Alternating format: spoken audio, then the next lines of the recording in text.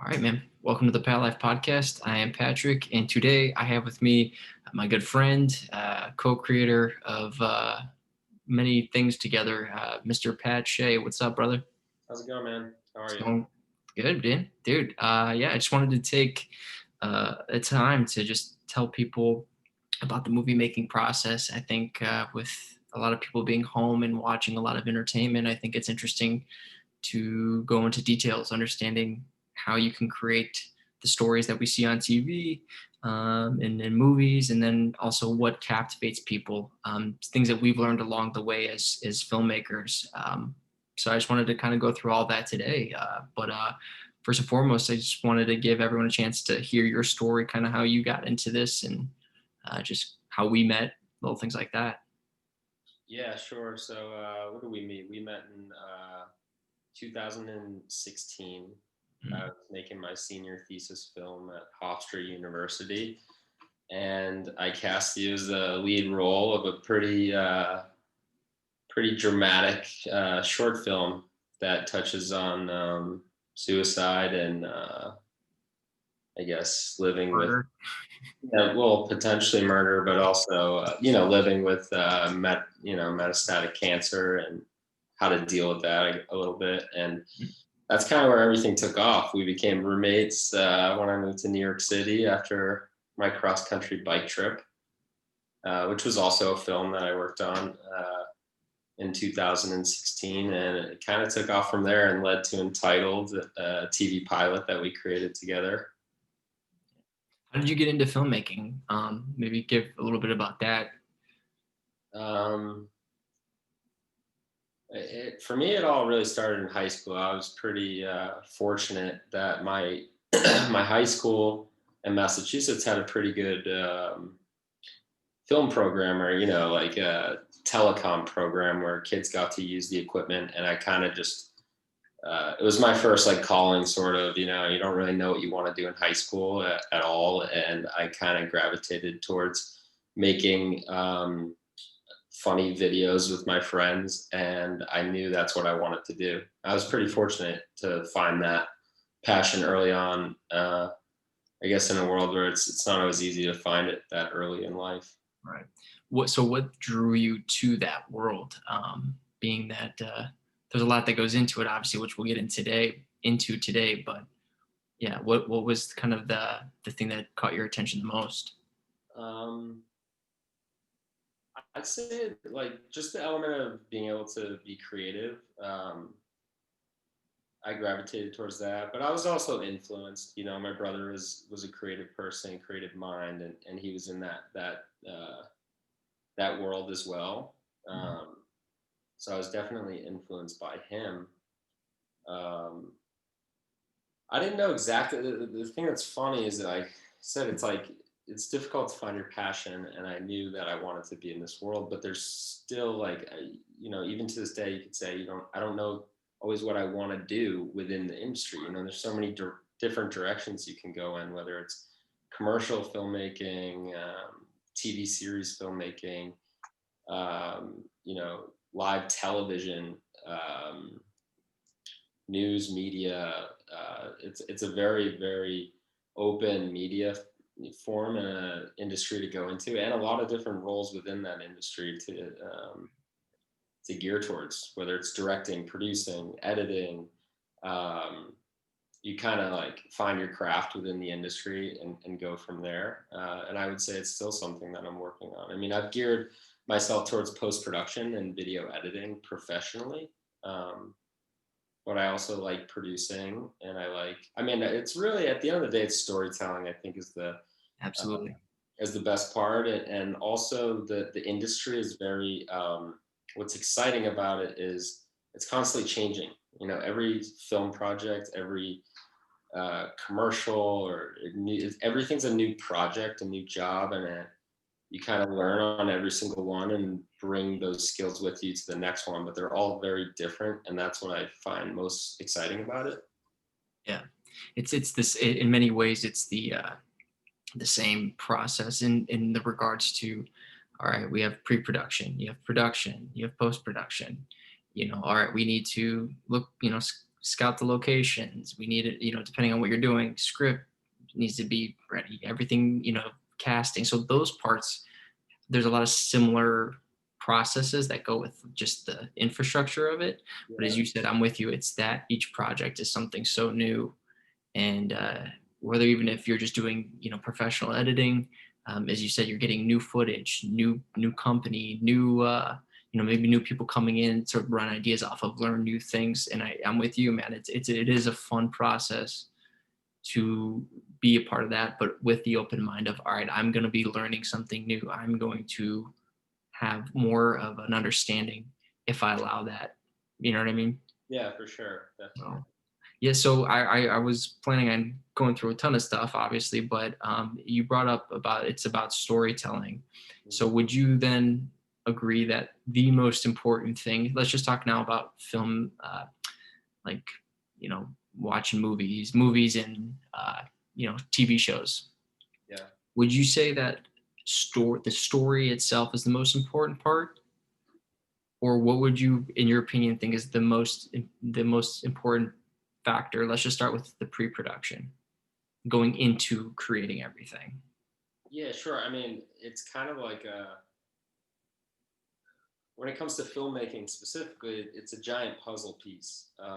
Right. And it all starts with a good story. It's kind of the bones of everything is the script. And that's constantly changing. But there's an exciting element to all levels of production, whether it's pre-production, writing the script, picking casting the film, choosing the right people that fit all the roles. And then, the real exciting part is the production. And, you're making it happen. It's a lot of energy on set. It's basically like a construction site, a lot of people, a lot of moving parts, Yeah.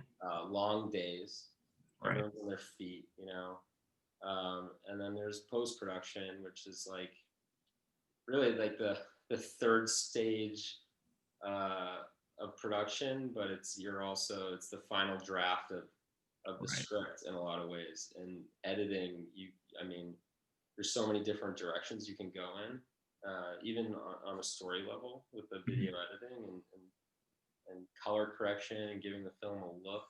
Um, what's the coolest part when I say it's a puzzle? It's cool because every single position, and I think it's an incredible skill to be a good producer, a line producer, and um, kind of be a person who really works on all three phases, and staffing people and getting the right people into the right positions. Because I mean, going back to your original question, the most important um, I guess story, obviously, but the cast, the actors Right. are also, I'd say, the second most important. Story, then the cast. The cast, they make the film. And they bring their own elements to it. Pick any show you want, whether it's The Office. If you replace Michael Scott, or instead of Steve Carell, if you put in literally anyone. I mean, and you saw it. Like, I guess after he left, it was different, and people still liked it, and it was still great, but it wouldn't have been what it was without Steve Carell. Right. You can say that about a lot of films and TV shows. Yeah, but no, I think the important part of when you are developing a story or wanting to create a story, as you said, you have to have a strong story, and even more specifically, you have to, because, well, let me just sidestep for a sec. Everything has been done under the sun. Like, there's no new ideas.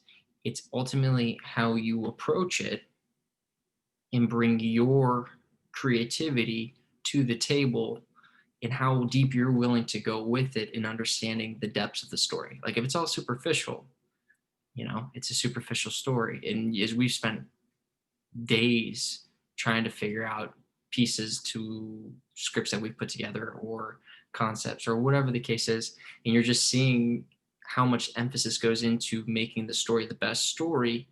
It's like, all right, you yeah, you need a good story, but you need to know that, all right, you're not creating necessarily any new idea. It's just how it comes to life through the creativity. That's where the how do I say it, the authenticity is, right? Yeah. Yeah, because how many times do you do right come up with, you think you have this great story and people go, oh, it's like this one movie, oh, Yeah. it's like that, and you're like, yeah, Yeah. yeah, but it's true though. And that's the thing is when you can embrace that and accept that, it's like, all right, if we're gonna really tell a good story, when they say there's nothing new under the sun, there really is nothing new under the sun. But where it gives life and the fun part of that pre-production is knowing, okay, we can take a story that's already kind of there and add different pieces, like you said, the puzzle of the creativity. And then when you do that, talking about energy on set, you're really bringing energy to the characters. You're bringing energy to the story. You're so when people are reading it, that's when people are like, dude, I want to be a part of this film. They get captivated, and not just because what they're reading, but they're feeling, in my opinion, that energy that you bring to it. Like if you're fully invested in writing the best script possible, you're going to experience that someone reading it. I mean, Yeah. I mean, you were with me when, I mean, as I was writing Inevitable, I mean, that went through 28 drafts, and that was something I still, I mean, it's done, but it still can use some fine tuning if it were to go into, pre-production. But that's the thing is like we think about how much time was put into that, how many like endless nights of just talking of like, all right, how do we put this in there? What is missing? What could we beef up? Are we losing the essence of the story here by doing these? Okay, no, great. But yeah, so I'm with you. And that's where then the characters really come to life. Um, and that's the thing I've always experienced through my journey is like, all right, if you have maybe not the best actors, or maybe you don't have the budget to necessarily create the illusion from the cinematic side or the special effects, it's like if the story's there, people are captivated, people are drawn in, they're entertained. And some of those mistakes can kind of, not mistakes, but maybe not ideal looks or situations, costumes, makeup, whatever, can kind of slide by and people will still go, dude, I'm still invested. I don't, it's okay. You know what I mean? Yeah, for sure. So, It all that's, starts with the yeah, story. yeah. Well, I mean, for you, when you're, let's go into it a little bit more. When you're coming up with ideas or you're reading scripts and you're creating stories, how do you go about the process? I mean, how do you start a process when you have an idea? Because that's always the hardest part for people is, all right, I have an idea, but where do I go with it? I think a lot of it goes back to um, authentic storytelling. Now, I'm not a writer, but even when picking a story, the person who's developing and writing the story, it needs to be authentic. It needs to be personal to some degree. Now, a director doesn't have to direct something that's personal. A director can find, a fantastic film that's well written and feel like this is something I'd like to direct or be attached to. But I feel like when it boils down to writing and conceptualizing a story and characters, um, filmmaking is a very influential form of art. Your influence. If you're coming up with a story and writing something, it's the same with a comedian. If you're telling a joke, it's something you've experienced, or like it might be to an extreme level, but it's all influenced by something. Um, so authenticity, I'd say, is where you have to start. You can't tell a story that isn't authentic to you or you're um, on the third level of really knowing what that could be or what that is. You can do your research and interview people and case study style and write around it. But I feel like unless you can empathize with your own characters in a sense and create authentic characters that you don't even have to know them personally. It doesn't have to be your mom or dad or friends, but like uh, you could say, I want this character to be like Michael Scott from The Office. And then you got to really dive in and think of like, who is Michael Scott? And you really start at what was he doing? Like sometimes the story that you're writing in filmmaking is like, it's a story that the audience is seeing, Yeah. but what happened before Mm, that story to each character? And right. you have to like really nail down those facts Yeah. because then you're not just creating like a character in a show, you're creating a human being and their Right. life because everything that they do in the film or TV show is influenced by what's happened to them. So you need to know what's happened to them in their past, Right. even if it doesn't come through dialogue or talking about it. But like how they respond to a certain situation is based on what's happened to them in their past and I guess pre the film or TV show. So as a writer, I guess authenticity and really knowing your characters, because story is important, but characters nowadays, especially with TV series and Right. going for seasons and years and stuff, character I think is really one of the most important things. Well, yeah, I agree with that because I think, and I've said this in other episodes that I've done, but it really does come down to, as you said, authenticity can also, you can, compare it to truth. There has to be truth with your character or logos, like truth. And that's the thing as a writer is what I've come to with so many ideas. It's, as you said, you're not just thinking about your main character. This is every single character that comes into frame. So when people are like, for at least from my experience, they're like, dude, why do you look into so much stuff? Why are you, like, why can't you just let things be? Just like take it for what is. I go, dude, the last 12 years of my life has been everything that I see that something doesn't make sense, or I'm building a world. Literally, I need to know every bit thing about that. And if something's not feeling truthful or there's not logos to that, I need to figure out how to, why that is. And if that's in my stories or things that I'm observing. And I think that's really big takeaway I've got from the writing standpoint is like, I've come to you with characters and you'd be like, I don't understand this character. And I'm like, I still don't either. I just know that this character has a purpose, or we're figuring out what their role really is. And we've scrapped characters altogether and just mended characters doing things like that. Or the way the timing of this character's, um, you know, whatever they're doing, their conflicts or resolutions, things like that, were constantly changing. I mean, and that's the thing that I try to really get across to people is, and you understand this more than anyone, is everything we see from a film or a TV show, if it's done by people who are really good at what they're doing or really trying to be their best, everything has a purpose. There's nothing that you're seeing that is just random. Like, Yeah. do you know what I mean? And that's, or what you're hearing, even like it has a purpose. And that's the thing is not to trick people, but when people are watching, they're like, oh yeah, he's just being short with this person. No, there's a reason for these. Or did you see the way he looked at that one thing, or the way that she was carrying that, or look at the color scheme? Like, these are all pieces that I don't think, I mean, unless you spell it out for some people, they don't understand. But it really does take a good crew, storytellers, filmmakers to really go, look, we're going to go to these depths to really bring you into this world. Like you said, you're really creating a world. Yeah, for sure. You're You creating can't a you world. can't you can't pretend that. If you're really telling that story, it has to come from that type of truth, Yeah. from the creator standpoint, and then obviously through the story into the characters. Yeah, it's interesting because like there's certain elements to it that some people definitely don't understand. The amount of work that goes into making a movie or a TV show, and it's funny like even for some time, people, close friends even might not even. You're like, oh, I got a 12-hour day, 3 days in a row. We're Right. shooting this short film. They're like, what? Why does it take so long? Right. And it's interesting because it's a lot of puzzle pieces. Every single crew member, whether it's the wardrobe, the set design, the director, Right. they, that's just to name a few, but they all play in the acting. The actors, they all play an integral part in crafting the script into another form of the story Totally. through their own um, profession. Like you said, even it's the color schemes. Subconsciously, they're telling a story that's integral to Right. sometimes the emotions of the characters. And a lot of times it's symbolic, but it's a subconscious decision.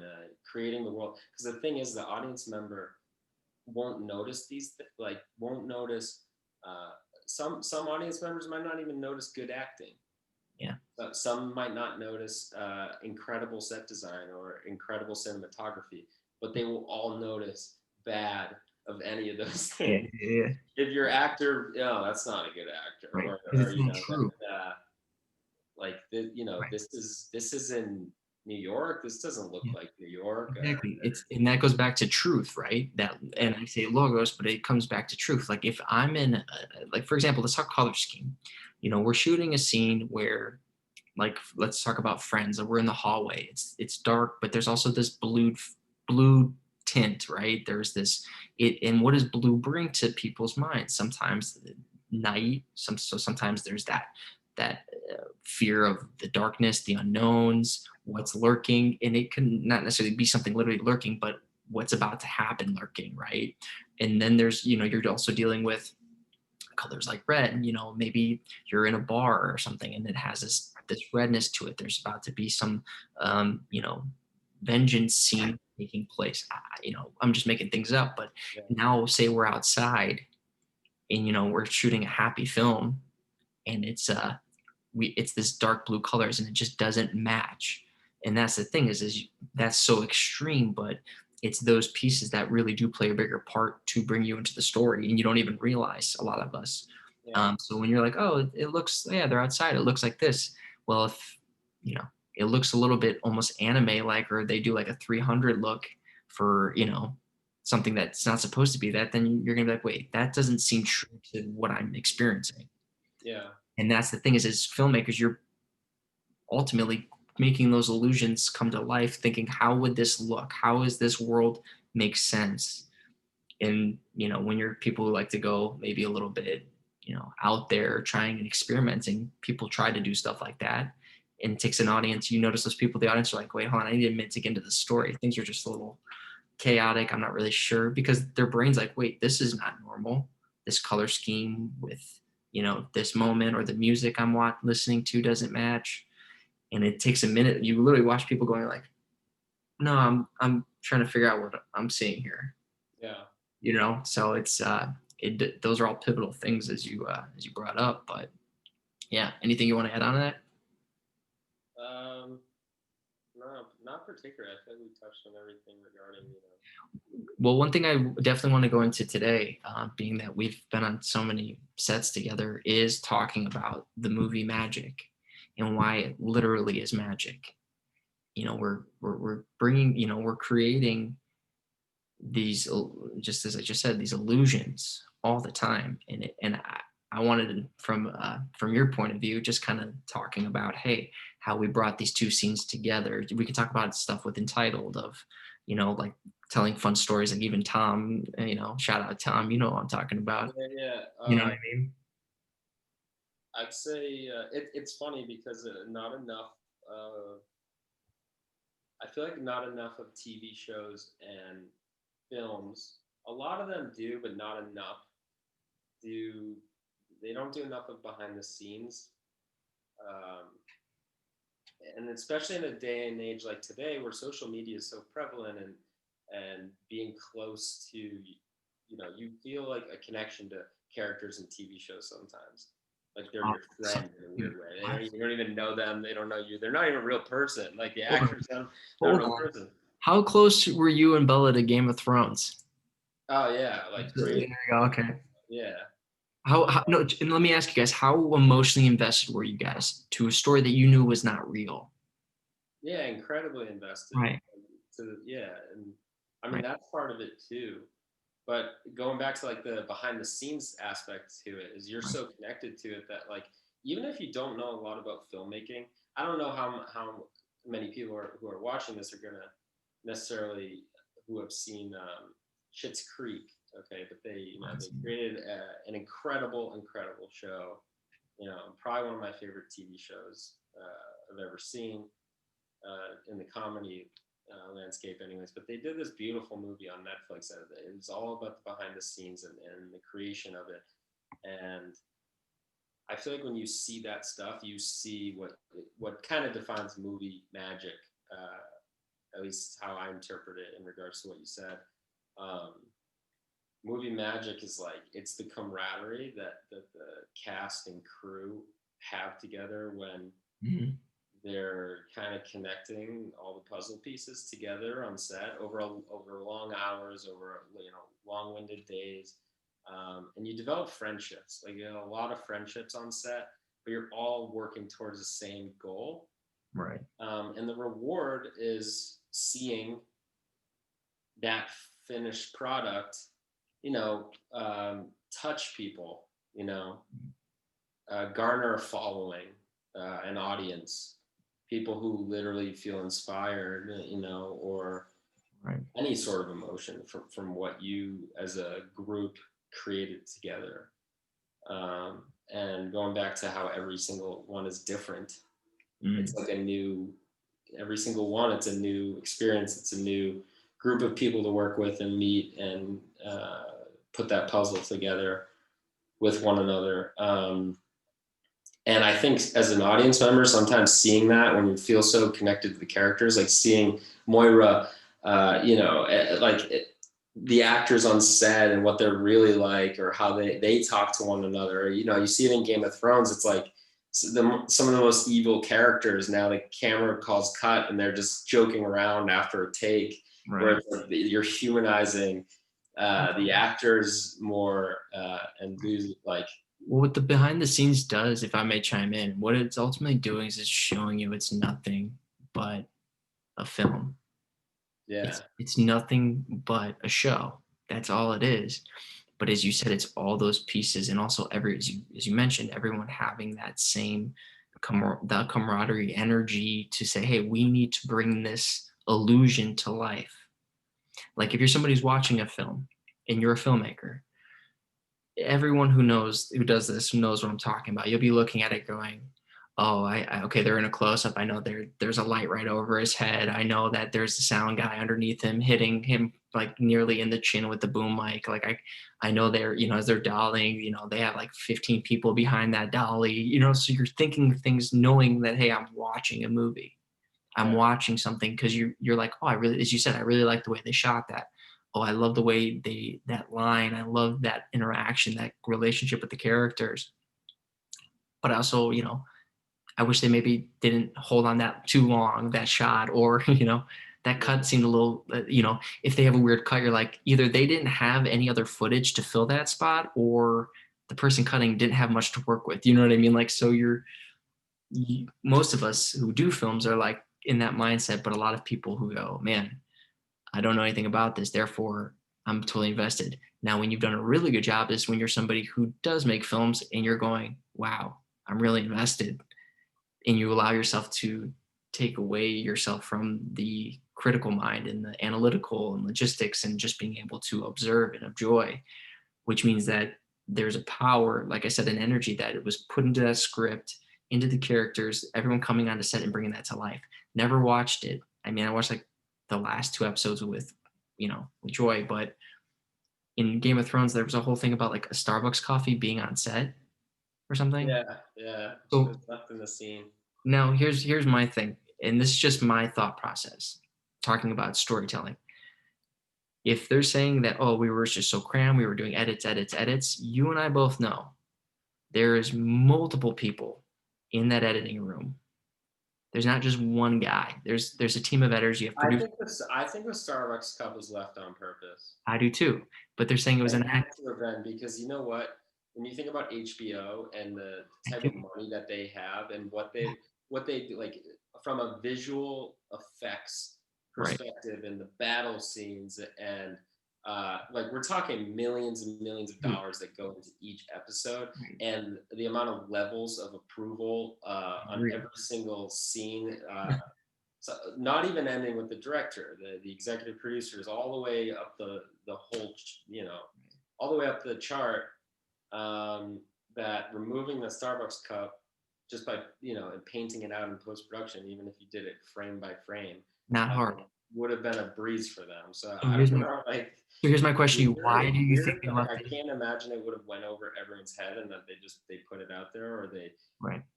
like maybe they posted the wrong file to the platform and it was the Hey, let me most ask you a question. like, Why do yeah. you think they left it in? This is my mind of like I'm observing. I never I saw it. think if I were to guess, Well, this is a guess. It's my guess.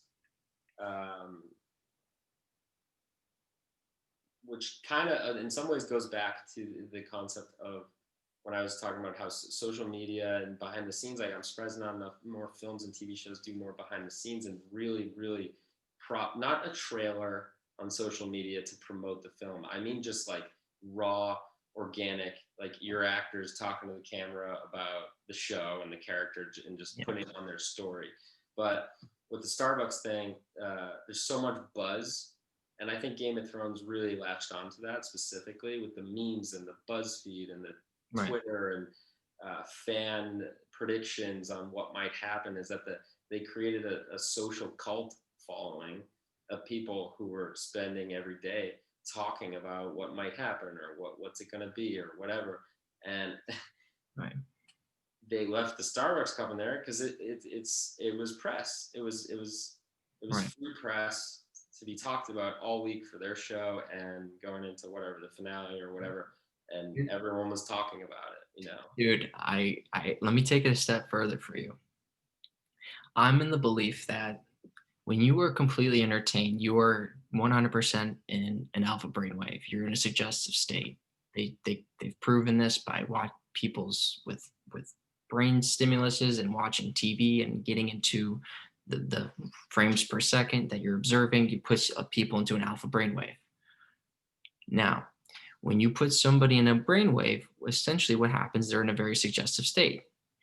There's almost like, hey, whatever you put into my mind, I'm taking in. And when you're so invested into a story and you're in that entertainment, you can create these continuity issues in seeing how many people never notice. Like the gorilla, those people hanging out, that video of the people hanging or kicking a ball, and there's a gorilla masked dude that walks through frame. And you're like, oh shit, I didn't even notice because you're so invested in what you're observing. And my belief is, as you said, it's press, it's this, but it's also saying, okay, how invested can we see people? As you said, as it creates buzz, people are talking, going like more, yes, people want to now watch this scene. Like, how would they leave it in? And as you said, it's like how many people were commenting, be like, dude, I didn't even notice it. I didn't even notice it. And it is a way to basically get data to be like, how many people were we able to get that over their head? Not to just fool them. Obviously, yes, it's for press, but it is also testing, saying, what can we put in this and see what is available? Like, obviously, if we're showing a scene and there's a basically a foreshadowing or a giveaway in that scene, whether it's someone or a relic or some sort of prop, whatever the case is, and people go, "Oh man, I didn't notice that," and then they go back and watch it again. Obviously, that's what you want to do as a writer, as a creator, as a team, is get people to watch your stuff Yeah. again and again. So if you can put those things in there and see how many people you can get it past, not to trick them, but more of making it so engrossed into the film, having them invested that sometimes those pieces get past them, then a lot of times you're doing a good job depending on your story. But something so blatant is what's also interesting. Like that's blatant. It's like putting a MacBook in like having someone on a MacBook during a scene in Game Yeah. of Thrones. Like it's pulling you so out of the story because the minute you see that, you're like, oh, now this is just a show. This isn't. I'm not in it anymore. Yeah. But I believe that all right, you can get people in suggestive mindset, have that in a scene. People go over their head. It's showing, hey, we can have people so invested that we create these continuity issues, and a lot of people just totally don't see it. Well, yeah, I'd So say what is that? So I'm just saying, what is that ultimately saying? Of like your there's show, it's like, hey, continuity flaws in a lot of things that you watch that go over most people's like head. how many times have you watched a show where you see the cut totally didn't match, or you see someone doing something they weren't doing in the cut right before that? It's you're like, oh, that you and we've had those moments. Like Yeah, you're yeah, like, it happens all the time. right. So, but how many times does that go over people's head and people don't even notice? Because those are, you can try to, Fairly regularly. I mean, the goal is to obviously not have anything in that. More so, story continuity issues are more more of an issue than maybe well, his hand was here and then the next cut is here. That's not, it's whatever. But a story continuity issue, you lose your audience the same way you can lose them with bad acting or bad editing or camera work. It's just like, well, wait a minute, that But this this, happened earlier, so this makes no sense, you know, and right. so you can't And have that's, that. and that's the big thing that I think is so important from storytellers' points of view, is that if you can create a story or a world where people are brought in, entertained, and you hold them there, because the minute they've lost that, now they're not no longer an audience member to your story. They've lost interest. They're somewhere else. Yeah, They are no longer, again, believing the magic. And I think that's what obviously we're trying to do is hey, how can we bring you in? And it's, as I've said before, it is the illusions that you create. It's the cuts. It's the way, you know, camera angles, the way the performers are, the story itself. And it's so many pieces that a lot of people don't necessarily realize, but when they all come together, it's like you said, the puzzle, like, wow, this is a beautiful puzzle. And then when you really dissect each individual piece, you're like, wow, there's so many pieces here. yeah, But yeah, I just think that's a very interesting point. And like, let's give some examples here. Like, so, when we were on set and we had a party scene. So in our show entitled, um, we had a party scene happening, and on the first, so there's 2 days of shooting this party, and on the first day we had a lot of more extras. We were able to get enough people, friends, and for their help to come in and be extras for this scene, which was a really late night shooting. And as we're shooting, even on that one day, to fill up this ginormous party, supposed to be a ginormous party, we have people just falling asleep because we're going into the wee hours of the morning. So some of our troopers who stayed awake, we had to rig them and move them in a way to create the space necessary. We put our main actors who weren't in the shot in the background to create more bodies. And you do it with obviously blurring out, depending on your camera angles. So we're creating these illusions of, oh, this is a much bigger party than we really do have. And then obviously the next day we were shooting the party scene. It was a totally different week, totally different time. Weather was a little different too, and we didn't have as many people. So as you know, we had to create the illusion that this was still a really big party. And if you go and when people who have seen it, or hopefully when it finds its way out there, when you watch it, spoiler, we have multiple people in each shot with the same people in each shot, and we just move them around, different clothing, put people in wigs, just the back of their head to try to create the illusion that there was more people there. Obviously, when you're on a really tight budget, you can't just hire a bunch of extras to do yeah. late night shootings. It's a big ask of people, especially on a very low budget. So, anything you want to add on to that? Yeah, I mean, there's so many things that you learn on every set to create illusions like that. I mean, trying to think specifically about entitled, I guess per se. Um, I guess it's the same night the sun was coming up. Right, In the same night, and the sun was coming up. right, It's still supposed to be nighttime at the party, you know. right, So we had to shoot really quickly before the sun came up. right. Um, oh, hair growth. I mean, and the sunburn. Yeah. Like we shot the one scene in the film like one weekend, and you had like a terrible sunburn. I can But imagine. the scene that happens right before that in the film, if we're going chronologically, we shot in November, and your sunburn was gone. Right. So we had to, find a way to color correct it and make it match so that you weren't toasted in the next scene. Then 5 minutes later, you got no sunburn. So uh, yeah, I mean, there's a lot of things, but Yeah. you learn a lot on every set and how to make things work. Yeah. Well, I think what is important is just being able to, obviously as people, when you go and watch, try to watch with enjoyment, but also understanding one, you obviously are watching a movie, you are part of a story, and also just not like as we said, like the emotional attachment that you bring to the story and seeing how that's affecting your life. And then I personally think, okay, well, like in our everyday life, what are things that you're having these huge emotional reactions to? Is it what it truly is? Are we really getting brought in? Does this feel like a story? Does this feel that this is real? Do you have any understanding of this? And not letting your emotions take over. because it is important. Yes, you want people to get drawn in emotionally, but you can't let it ruin your day. Like people who watch Game of Thrones, I'm not bashing if you guys are, but and you have such an emotional reaction that when it's over, you can't handle yourself.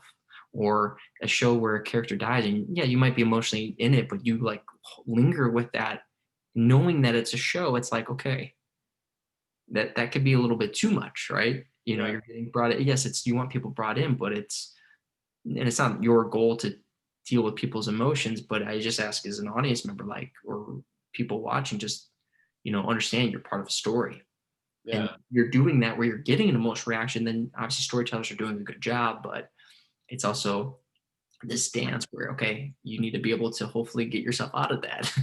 Because if you're constantly in that place and you're like, I can't function, it's like Jon Snow's, and he's not real. Like he's not a real person. That's just a character. That's an actor. And how many times do you see with performers or interviews where they play the villain and they talk about people coming up to them being like, I fucking hate you. Yeah. And you're Yeah. like, dude, I did my job. I did a great job. If people are having that type of reaction to somebody who's just like, Yeah, dude, I like remember the woman who plays Walter White's wife in Breaking Bad was like getting death threats. right, Meanwhile, she was probably the most like non-criminal yeah, character in the entire show, and at that time, but that's also where you're playing the game with making your audience and then like again certain characters. So so what would you, from your point of view, then, would you say that we're seeing more and more of these types of reactions? Like, I mean, I don't necessarily follow on like, oh yeah, I mean Twitter's a freaking mess now. I mean, anyone will say anything behind the keyboard. Like, right, yeah, right, you see it everywhere. You see it with athletes. You see it with right. actors, movies, TV shows. It's people just like this is where we live in a troll era age where uh, everything's trending and people like to say nasty stuff. Yeah. Well, I also think it's interesting is as you said, when you're behind a keyboard or when you're behind something and you're doing That's it with like you're behind the steering wheel of the car, and you're willing to flip someone off right, or exactly. tell them, yeah. But that's the thing is I think what's so fascinating is the malicious intent that you see sometimes with now being that everything is behind screens, behind or is in a car, like behind a window. There's this comfortability that we feel because it's like I have this recorded or I have this barrier between us, even though it's something so small. Yeah. It's like this is now becoming proof of the moment. Twitter rage. But that, yeah, Both rages. but taking it back to what you said earlier about storytelling, it's like as your creator and a writer, you need to know what is happening with your character before the moments that we're experiencing. And that's the thing that's so I think important is that what we're experiencing is a moment. We don't know what happened before, we don't know what happened after, and hell, we sometimes don't even know what's happening during as an audience. But therefore, being that where there's this comfortability, right? You see people reaching out to this lady being like death threat, and she's like, dude, I'm an actress. This is my job. But people can't disassociate from the emotional attachment that they've created. And I think that's where it's getting, in my opinion, you want people to be emotionally attached to your show, but I think it gets tricky because of the world, as I said, constant taking in of this media all the time. Everyone's always in a suggestive mindset where now it's becoming you're hating characters, then ultimately the person who plays the character for something that never happened. Yeah. Or you love someone so It's much, kind like of like it doesn't make any sense. I think it's also a minority of people. here's my thing, dude. If I see people lined up outside movie theaters to see something, I'm not saying you can't do it. Great. But there's clearly some attachment where there's this anticipation. I know there's extremes, but I'm just saying, even enough for people to go on and being like, even when you're watching, like, I fucking hate that guy.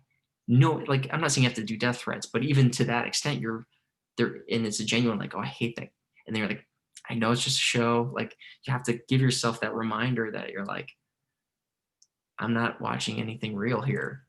So I think that's just something that I've noticed, is Well, it's we. also, it all falls in line too with the, you know, the audiences, the reason actors and acting, it's not just acting that's the most, one of the most important things, it's actors, because Mhm.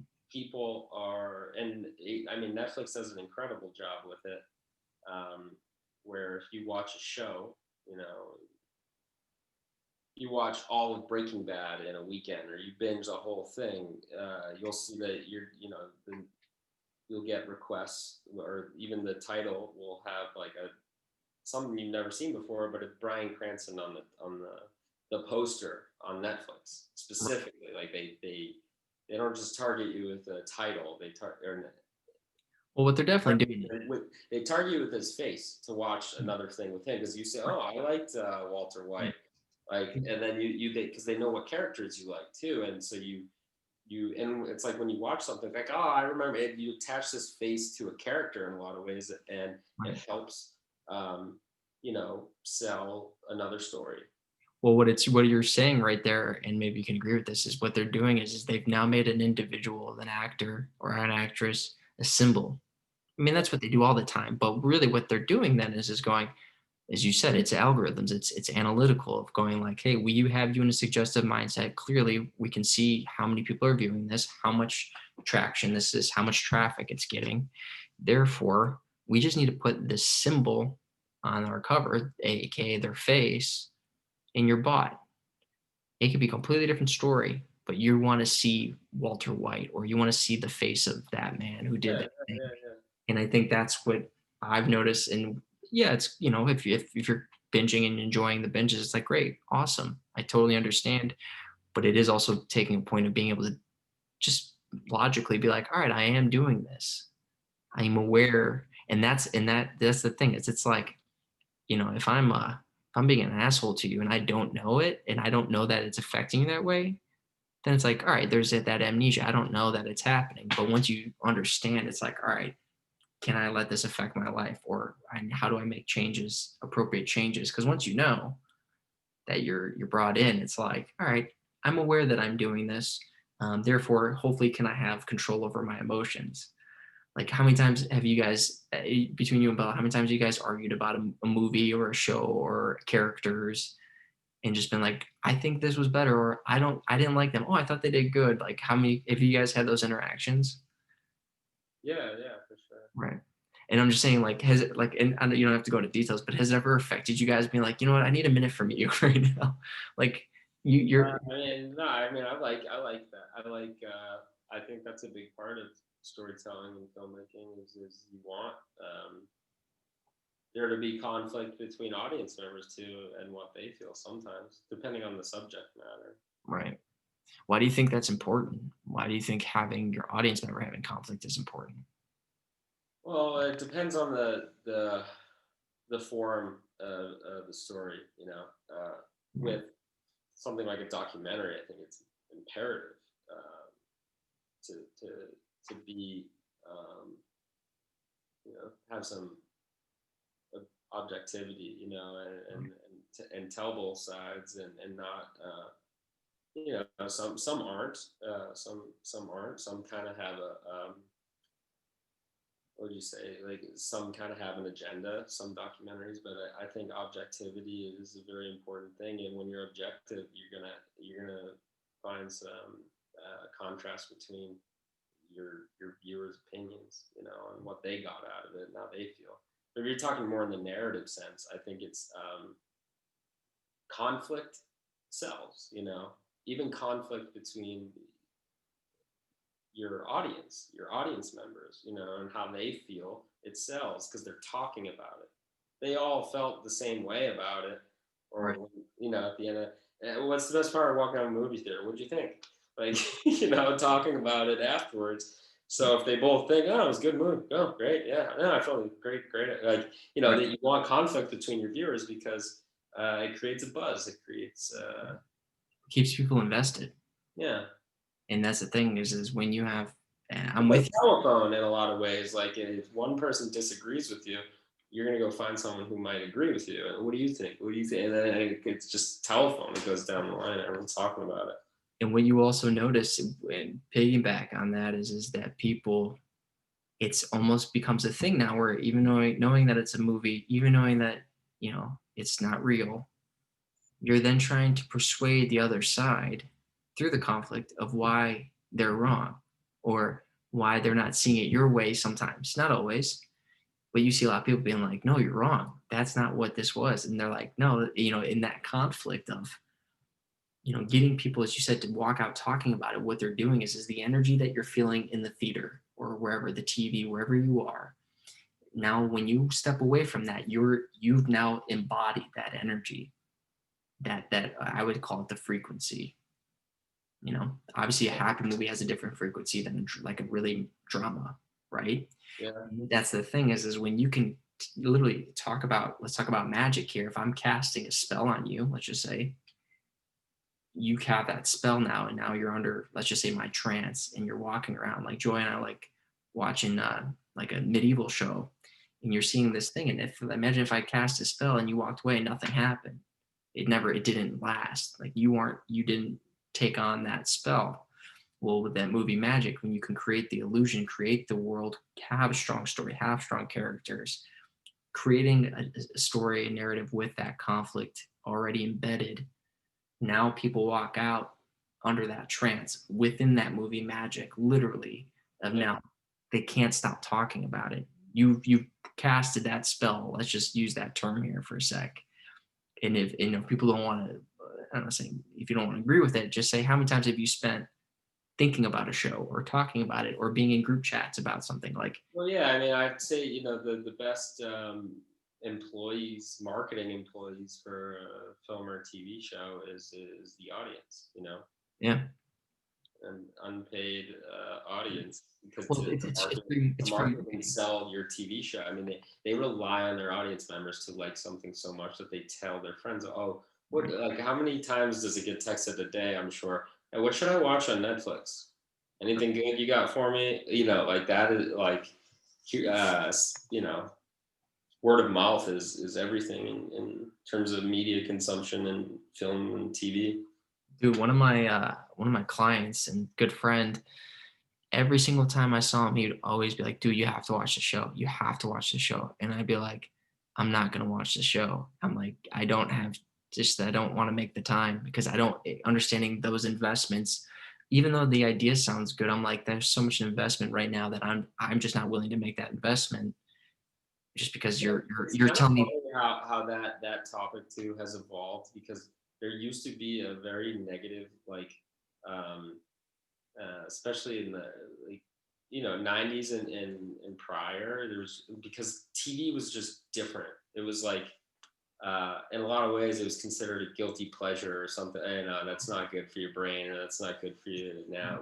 Whereas now, and some people do still have that feeling about consuming film and TV. But it's honestly gotten so eloquent in regards to storytelling these days, and um, that in a lot of ways, it's I would say it's not a replacement for obviously reading a book or a story, but it is eloquent enough and intricate enough and um, smart enough, where watching film and TV, the right genres and the right topics, can be just as informative, in my opinion, and important. Um, see, I and think, yeah, I think, sorry, I didn't mean to cut you off, but I think you and I disagree a little bit there. Not that it doesn't have its place, but I think now it is, as you said, it doesn't replace books. It has replaced, for a lot of people oh who, yeah, I know, it's the it same. has replaced books. And I'm not saying it's, look, if you want to take your information from movies, fine, or documentaries, TV shows, whatever the I case. mean, more so in regards to a narrative. I'm not talking about a book that's meant to teach you, Yeah, important techniques on social skills, or business skills, right. or like But like even, life skills. I'm talking about the difference between maybe reading a narrative book and watching a narrative film or a narrative TV show. yeah, in that regard, I totally understand. But I would even say that there is more of that shift from people on those other aspects that are only getting it from what they're seeing in movies now. Obviously, a big one being social media, where they're just invested in that, and they aren't reading those other pieces that you said are that are more imperative to growth and knowledge and all these other pieces, and it's just Yeah. becoming. And I'm saying this from somebody who I enjoy making films. As we know, I love the process. I like creating these worlds and bringing people in, bringing truth to the story, trying to get, bringing a bigger message, you know, ultimately trying to get people to, learn something from the process and the story itself. But it is, for me, starting to be like, wow, like reading a book seems so foreign to people now. Yeah, for sure. And or it's like, yeah, like these TV shows that have these narrative books connected, like Game of Thrones, the Harry Potters, where people will just bombard the entire reading to then watch the show, or some people just watch the movies. Yeah. I never really got into those books, or anything specifically for myself, so I watched some of the movies and whatever. But it's just interesting of like other components of like, oh, I learned how to talk to girls through this one movie, like rather than just being social, or like, you know what I mean? Like, I think there is more of those things happening now. You see, as much as, yes, it has its place, it's what place is that for people? I think that's very subjective. Yeah. um, you know what I mean? But I think what is important as filmmakers is what we can bring to the table, right? Like, what is the story that we're trying to tell? What is the message that we're trying to get across? Are we really trying to help people? Whatever it is, the topic, like with friends, like, these are serious situations. Look at this as hopefully something that you can learn, hopefully learn from it. um, Understand that not maybe to this extent, but people find themselves in these positions, understanding the importance of friendship, understanding the importance of having people in your life that will be there for you. um, you know what I mean? I think if we can push more of those messages, that's important, rather than it being like, you know, just malicious. Because then you get those message boards where people are just talking shit. Yeah. Yeah. That's just my opinion. But is there anything else you want to add on? I'm gonna have to wrap up here in a sec, but No, man. I think we touched on most. I hope I answered all. yeah, man. I just, like I said, dude, I just wanted to shoot the shit about making movies, and Yeah. it's something that we enjoy doing, man. It's fun. Yeah. For Um, sure.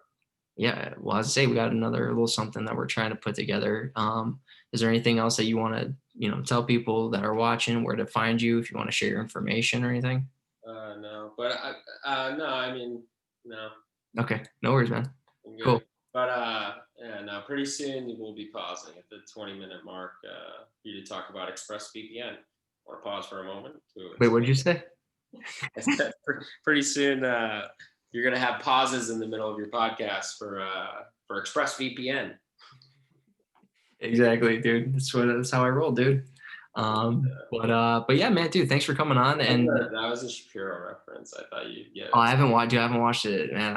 I'm not gonna Well, lie. he always pauses for like Oh advertising. yeah, yeah, yeah. Oh Podcasts. yeah. Bull and Brand sheets. Yeah. Bull Oh and my god. It's just like so Brand. something. My wife is a doctor. Yeah, right. Rogan is he's selling like mind like medicine and stuff. I gave up on that guy a long time ago, man. Yeah. Yeah, but no, dude. Yeah, I see what you mean. I do. Like I said, I haven't watched that in a long time. I jumped ship a while ago when he was like, "We need to go to war. We need to go to war.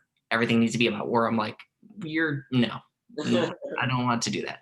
While you're there, you need our Bull and Brand sheets. They're the best sheets you've ever had.